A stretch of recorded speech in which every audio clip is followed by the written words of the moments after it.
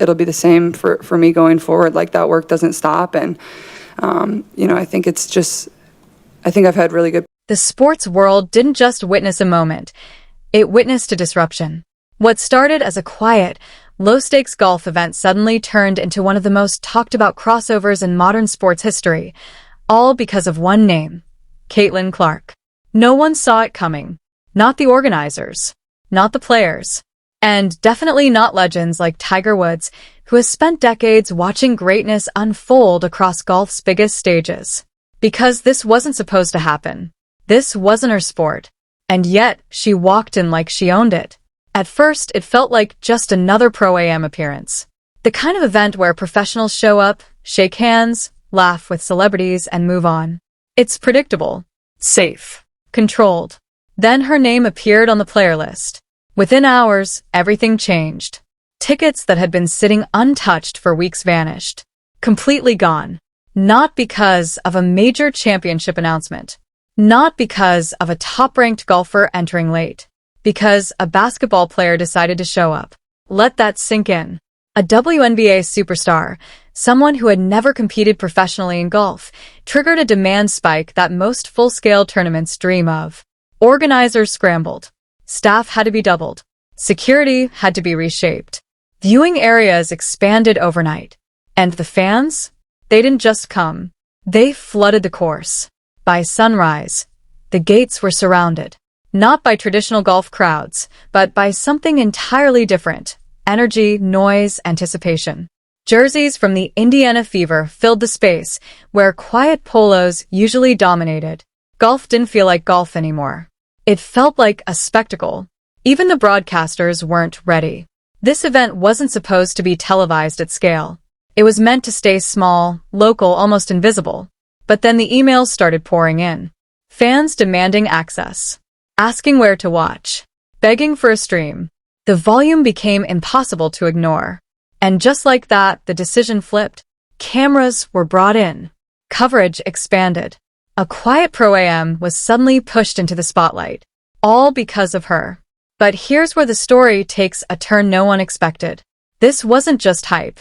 This wasn't just curiosity. Because the moment she stepped onto the course, everything got real. She didn't look nervous. She didn't look out of place. She looked comfortable, like she had been there before, like she understood something no one else did. Then came the swing. One motion. Clean. Controlled. Effortless. The sound alone turned heads. The ball exploded off the club face and flew, far, straight, perfect, landing dead center in the fairway at a distance that made even seasoned golfers pause. Over 270 yards. From a non-golfer. The crowd didn't clap. They erupted. Phones shot into the air. Voices cracked. People looked at each other, unsure if what they just saw was real. And standing nearby, Tiger Woods. Watching. Smiling but also thinking. Because he knew that wasn't normal. What followed wasn't a lucky shot. It was something far more unsettling for the sport. Consistency. Hole after hole. She didn't just survive, she adapted. She read the wind like a veteran. Adjusted angles mid-round. Corrected mistakes instantly. At one point, faced with a difficult lie near the rough, she paused briefly, switched clubs, and executed a controlled shot that landed softly and stopped just feet from the pin. No panic. No hesitation. Just execution. Caddies started exchanging looks. Professionals stopped treating it like a novelty. This was no longer entertainment. This was a problem. Then came the moment that changed everything. A difficult par 4. A hole that challenges even experienced players. The expectation? Play it safe. She didn't. She attacked. The ball flew high, cut through the air, landed on the green, and rolled to a near-perfect stop, just inches from the hole. For a second, silence. Then chaos. Even Tiger Woods started clapping. And when the round ended, the scoreboard told a story no one could ignore. 13 under par. A record.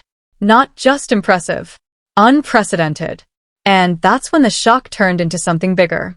Because what happened next had nothing to do with golf. It was business. Within hours, phones started ringing. Not just a few calls. An avalanche. Brands that had never touched golf suddenly wanted in. Companies that had ignored women's sports for years were now racing to attach their names to hers. Deals weren't discussed over weeks.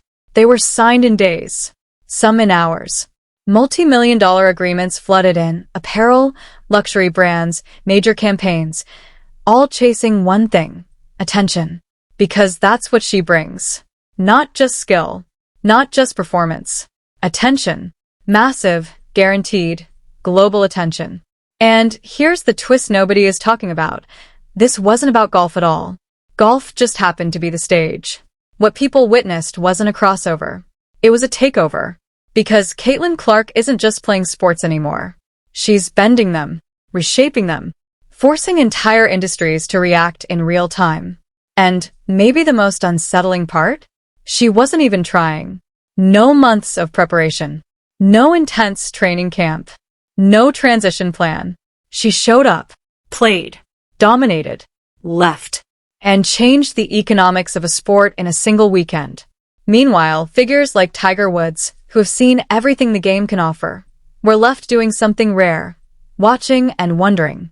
Because if this is what she can do without trying, what happens if she ever takes it seriously? That question? It's now hanging over the entire sports world. And nobody has the answer. What happened after that round might be even more shocking than the round itself. Because the real story didn't unfold on the golf course. It unfolded behind closed doors. For years, major brands in golf followed a very specific formula. Safe choices, familiar faces, established male golfers. That was the blueprint. It worked until it didn't. Because despite all the campaigns, all the endorsements, all the polished marketing, there was one audience they could never truly capture: younger fans, diverse fans, emotionally engaged fans. They watched, but they didn't connect. They saw the sport, but they didn't feel it. And then, without warning, Caitlin Clark walked into the picture and shattered that entire strategy in a single weekend. Inside one major company's headquarters, something unusual happened. Executives who had spent years analyzing engagement metrics suddenly saw numbers they couldn't ignore. Not gradual growth. Not incremental change. An explosion. Clips of her swing were spreading faster than championship highlights. Younger audiences weren't just watching, they were reacting, sharing, debating. For the first time in years, golf content felt alive. And the conclusion they reached was simple and uncomfortable. They hadn't been missing a strategy. They had been missing her. Within days, just 6 to be exact, the decision was made. No long negotiations. No drawn-out evaluations. They signed her. Immediately. Breaking years of tradition in the process. Because for the first time, they weren't choosing a golfer. They were choosing influence. And then came the next twist. A major beverage company didn't just offer her a deal. They built an entire campaign around her identity. Not golf. Not basketball. Not even sports in the traditional sense. The campaign had a completely different message. Perform under pressure. Anywhere. Anytime. Because that's what she represented. An athlete who doesn't adapt to environments. She dominates them. That idea changed everything. Suddenly, she wasn't being positioned as a crossover athlete. She was being positioned as something far more powerful. A universal competitor. One athlete. Multiple arenas. Zero hesitation. And here's where it gets even deeper.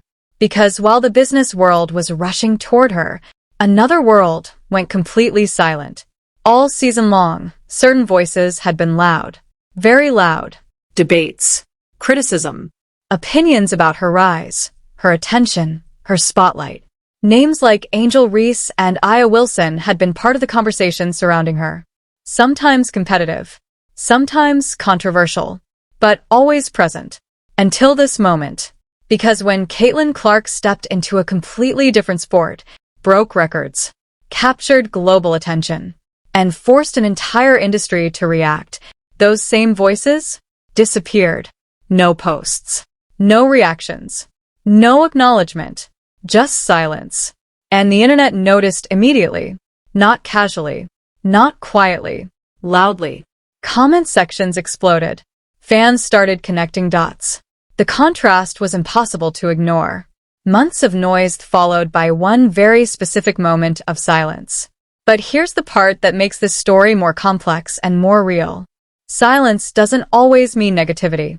Sometimes it means caution. Sometimes it means awareness.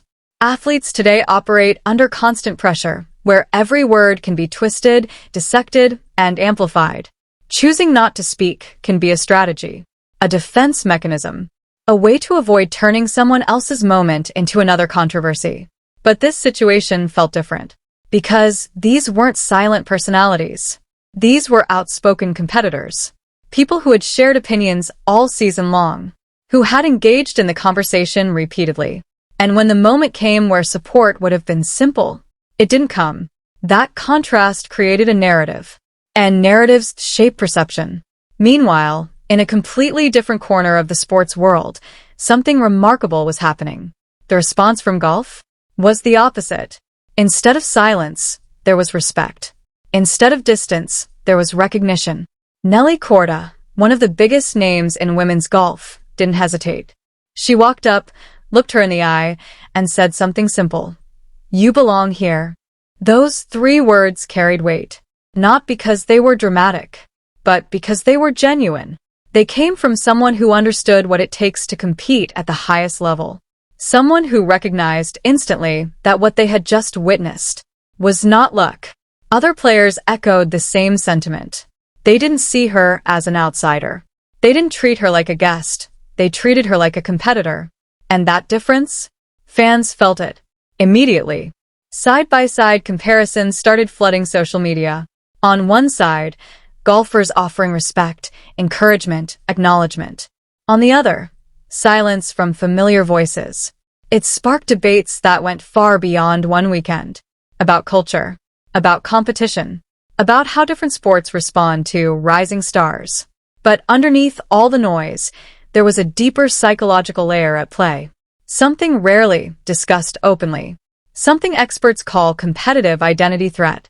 When a new figure rises so quickly, so powerfully, that it shifts attention, it can feel like space is being taken, like recognition is being redistributed. And the human response to that isn't always celebration.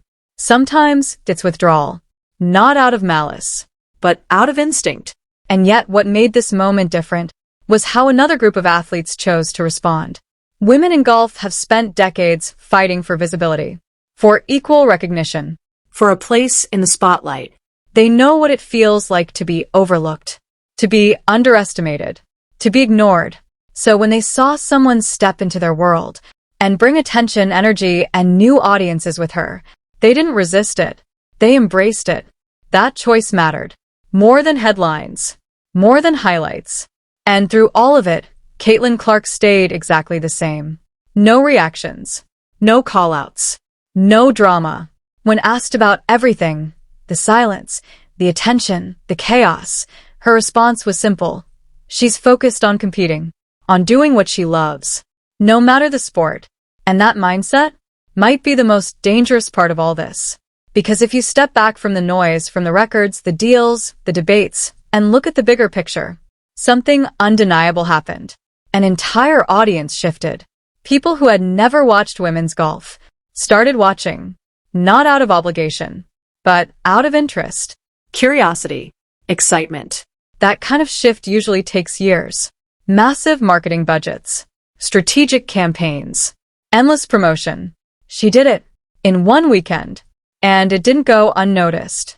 That's the real legacy. Because records can be broken. Deals can be signed. Moments can fade. But inspiration? That spreads. And whether the sports world is ready or not, Caitlin Clark just proved one thing beyond any doubt. She doesn't follow the game. She changes it. Athletes across the entire sports world started reacting. Serena Williams called it incredible. Patrick Mahomes called her a problem. LeBron James shared clips with one simple message. She's different. And then came the moment that truly changed the conversation. Tiger Woods was asked about what he had just witnessed. He didn't downplay it. He didn't frame it as a novelty. He didn't call it beginner's luck. He said something far bigger. If she ever decided to take golf seriously, the sport would explode, not improve. not grow slightly, explode. That statement carried weight because it came from someone who understands exactly what it takes to move a sport forward. Someone who has done it himself. And behind the scenes, that respect went even further. Reports began to circulate, quietly, carefully, that he had spoken to her privately, off cameras, away from the noise, and that he had made an offer, one he doesn't make often, a private training session. No confirmation, no official statement, but the mere possibility said everything. Because now, the question isn't what she already did. It's what happens next. Because somewhere right now, a young girl is watching those clips, over and over again, watching someone walk into the unknown, without fear, without hesitation, and succeed. And she's thinking something simple, something powerful. Why not me? That's the real impact. What nobody realized in that moment was that the weekend wasn't the peak. It was the warning. Because when the cameras turned off, when the crowds went home, when the headlines started settling, that's when the real shift began. Behind closed doors, conversations changed. Executives weren't asking, "Was that impressive?" They were asking something far more serious. What happens if she does it again? Because lightning striking once? That's a moment. Lightning striking twice? That's a problem. And the truth is, what Caitlin Clark didn't feel random. It felt repeatable. Analysts started breaking down footage, not like a viral clip, but like game tape, frame by frame. Swing mechanics, foot positioning, weight transfer, follow-through. And what they found made people uncomfortable. There were no obvious flaws. No beginner mistakes. No panic adjustments. Her movement looked trained. Not in golf, specifically, but in something deeper. Elite athletic translation. The kind of body control that doesn't belong to one sport. It belongs to the rare athletes who can step into chaos and still find control. That's when the narrative quietly started to change. This wasn't a basketball player trying golf. This was an elite competitor testing a new arena.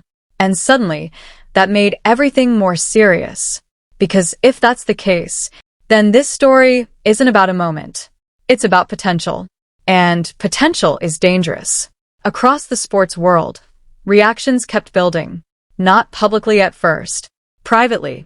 Quiet conversations between athletes. Texts. Group chats. Locker room discussions. Because athletes recognize something faster than fans do. Real. And what they saw didn't look like hype. It looked real. Even players from completely different sports started weighing in more carefully. Not joking. Not exaggerating. But analyzing. Because if someone can dominate attention in one league, then walk into another sport and command it instantly, that breaks the unwritten rules. Sports aren't supposed to work like that. You're supposed to stay in your lane. Build your legacy slowly. Respect the system. But Caitlin Clark?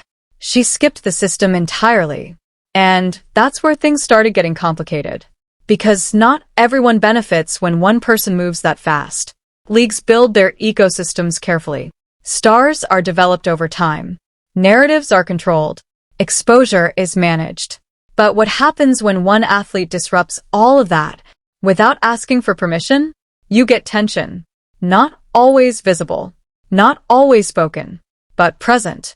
Because while fans were celebrating, some people inside the system were thinking long-term. If she steps into golf again, what happens to the players who've spent years building their names there? If she draws more viewers than established stars, what does that say about the system? If sponsors shift budgets toward her, who loses? These aren't emotional questions. They're business questions. And business doesn't ignore patterns. Meanwhile, something even more subtle was happening. Young athletes were watching. Not just fans. Athletes. High school players. College prospects. Even professionals early in their careers. And the message they were receiving wasn't subtle. You don't have to choose one path anymore. For decades, athletes were told to specialize. Pick one sport. Commit everything to it. Stay focused. But now? They were watching someone prove the opposite. That elite ability isn't limited. It's transferable. And that idea could change everything. Because if one athlete proves it's possible, others will try. And if others try, some will succeed. And if that happens, the structure of professional sports starts to shift. Not overnight, but gradually.